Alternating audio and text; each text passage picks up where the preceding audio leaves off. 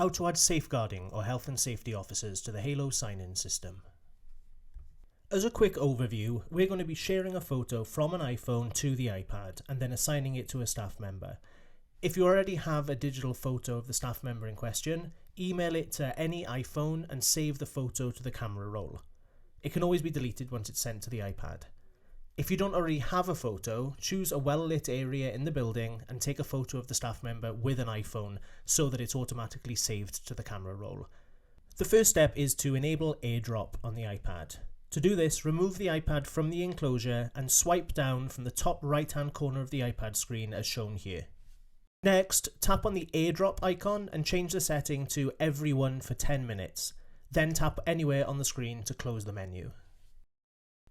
Now open the photo on your iPhone, tap the Share button. This icon looks like a square with an arrow coming out of the top.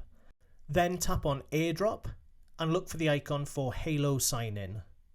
Tap on the Halo Sign-In icon and you should see a blue circle going around the icon and the word Sent underneath. Moving over to the iPad, you should see an AirDrop from iPhone message appear at the top of the screen and then the photo will automatically pop up. Once this has happened, close out of the Photos app and go back to your sign-in system app. Tap the settings cog in the upper left hand corner and then either enter your username and password or scan your admin card to access the settings. From here, tap on Staff Overview. In this example, let's make William Shaw a safeguarding officer. Tap on William Shaw's name to open his detailed view, then tap to change Safeguarding Officer from No to Yes. As a side note, if you wanted to remove someone's details from the safeguarding screen, just change their Safeguarding Officer switch from Yes to No.